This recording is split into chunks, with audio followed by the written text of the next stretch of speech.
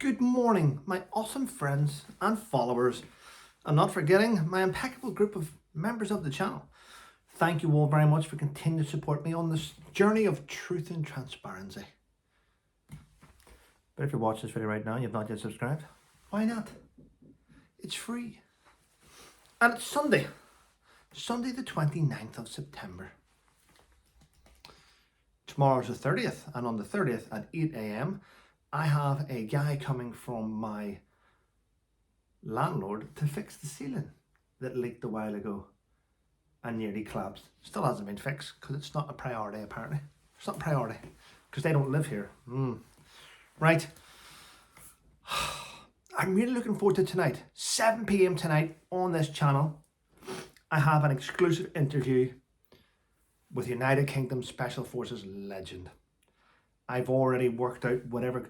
I'm going to be honest, I've sat down and I've spent a couple of days and I've written down the questions that I want to know, and then I've researched him, and then I've changed my questions, and then I've got the questions. I want to get out as much as possible so you get to see the full or hear the full experience. So yes, I've made sure they are awesome. Yes. Wow. So what else is happening? Well, the news is a bit mental, isn't it? Isn't it? People are preparing for World War III.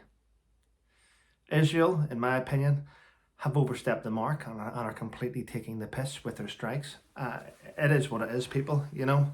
I think I'm entitled to say that. I know many people that sit at home and watch what's happening on the news. It's not always true, what you see in the news. Journalists have agendas. Corporations like the BBC and Channel 4 and ITV, Sky News, CNN, Fox, they've all got their own agendas, and their agendas are based on whoever owns that TV station for their political views. So unless you see it or you hear it from someone that's got a reliable source, and the BBC is no more reliable than the CNN and Sky News, they all have agendas. I mean, I can remember several years ago when I was on Sky News doing an interview. The truth is, I tried to get across what I'd seen and what I'd witnessed in London during demonstrations, because there was a time when I was down at New Scotland Yard and I was in this massive porta cabin and I was looking, and I can tell you now, and this is a fact, Sky News made rioters out to be veterans when they weren't. And I went, he's not a veteran, he's not a veteran, he's not a veteran. And they put the story across on Sky News at the time that the veterans were causing trouble in London, and they weren't veterans. They were far-right lunatics that were causing the trouble. But the media had already made their mind up that they wanted to paint the veterans in a bad light. It was right about the time of the BLM. All that nonsense, you know. Remember that? Yeah. So I don't trust news sources, I'm just telling you. So what's happening then? Well, P. Diddy's attorney has come out and said something silly. Listen to this. P. Diddy has been charged. He's going to be sentenced, but he wants to tell his story. Oh my God. Do you know what he believes? He believes that he has been targeted by the government. He believes he's been targeted. He thinks his trial is racially motivated because he's a successful black businessman. That was the words of his attorney. What? You mean all these people speaking out? Cat Williams, Justin Bieber, you've got 50 Cent, you've got every celebrity in the US is going, yes, he's guilty. And he's saying he's being picked on because he's a successful black businessman. Well, I'll tell you what, regardless if you're successful or not, you had 2 weapon systems in your house with the serial numbers taken off, scraped out of it, which is illegal itself. Then you have all these people coming up against you. You deserve to go to jail. Isn't it weird that they always scream about, yeah, it's because I'm successful, it's because I'm black, it's racially motivated? It's not. Is that Naomi Campbell's defense, is it? Check out Naomi Campbell. Naomi Campbell, another successful black businesswoman. Let's point this out. She's worth $80 million. And guess what? She has now been sacked, and she's never, ever, ever allowed to be a trustee or anywhere near a charity. You know what she was doing? She was going on events and and she was charging the amount of money it cost for hotels. She was charging the charity thousands of dollars. Imagine being worth £80 million and stealing from charity. It's absolutely disgusting. Yeah, maybe hers was racially motivated, you know. Yeah, it always is, isn't it? It always is. And Netflix bosses this morning are reeling. They're reeling. They're snapping. Now, I want to point this out. Netflix bosses signed an $80 million contract with the artist formerly known as Prince. Harry, as you know him. And he's just produced a new Harry's Polo documentary. And it's finished. He's put it to the Netflix bosses, and guess what? He's hardly even in it. In fact, what he's trying to do is his friend Nacho, Not Your Business, he's made the documentary about Nacho, his friend. Wow, eh? I would actually I would sue him and ask for the money back. Everything he produces turns to shit. And there we go. Netflix bosses are fuming, and it's their own fault. This is what you get when you sign up someone that's never done a hard day's work in their life, who doesn't know what a hard day's work in their life. Yeah. People, I can't believe that just turning up at something makes it work. It doesn't. But there we go. Sad times, isn't it, ladies and gentlemen? Sad times. Yes. And a Labour MP, Rosie Duffield, has quit. She's quit. She said, I've had enough of this party. It's greed. It's sleaze. It stands towards women. It stands toward... She quit and walked away. And another MP, someone called Nadia, says, I can't believe she shouldn't have been allowed to quit. She shouldn't have been given the honour to quit. Well, unfortunately, that's the freedom that you signed up for, Nadia, isn't it? This is what happens whenever you... And you know what? Yeah, this is what happens in the UK. Whenever you fill the country with shit from all over the world, and shit sticks together and they vote shit in, and then shit becomes MPs. This is what happens. They try and change the laws. They try and change the culture. They try and bring in different types of laws to different parts of London, and then the whole thing falls apart. And then we have a country where no one wants to live there. It's not British anymore. That's not British anymore. That part of London is Iraq, that part of Muslim is Syria, that part of Muslim is Africa. I mean, it's just London. It's sad. It's a sad state of affairs. But it's not just here, it's everywhere.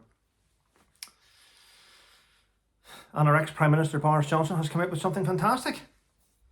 He's several years late, by the way. This is how stupid Boris Johnson was. Boris Johnson is only now coming out with, I am now convinced, this is his words, I'm now convinced that COVID was produced in a Chinese lab. Boris. The country knew this for years. But every time we said it, you charged innocent members of the public. People got community service for it. The government deplatformed people on social media for saying what you've just come out with. People were restricted on their social media accounts. People lost their social media accounts. People were lambasted over social media, dragged through. The papers destroyed people for saying what you've just said. Sad, isn't it? Sad, isn't it? I'll go one further, Boris, and I'll tell you what lab it was. It was the Wuhan lab. Wow. Shocking, isn't it? I mean, me and everyone else, all those years, you know, it's conspiracies. It's conspiracies. They're conspiracists. Are we? Are we? Isn't it weird? In other words, Boris, you're not in power now, and your paymasters have stopped paying you to put out that verbal spin on things, you know. Put your mask on when you stand up, take your mask off when you sit down. Wow. People believe that. And John Richardson, by the way, if you didn't know, no, John Richardson, he does, is it 8 out of 10 Cats? He's there with Countdown, 8 out of 10 Cats does Countdown. He's a good comedian, I like him. Well, he's just split with his, he's just divorced his wife. He married her in 2015, so he's been together 9 years.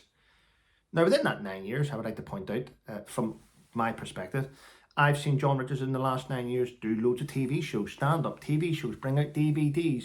He's been live at the Apollo. He's been everywhere. His wife, he had kids. Married 9 years. He got her a job on 8 out of 10 Cats. He got her in stadiums. He got her on the TV. She's now quite famous as a comedian. But he still had to give up £1.625 million, didn't he? He still had to pay her. I don't understand. I really will never understand why. I want to point this out. I don't understand why everyone wants equality. Everyone wants equality until it comes to a divorce.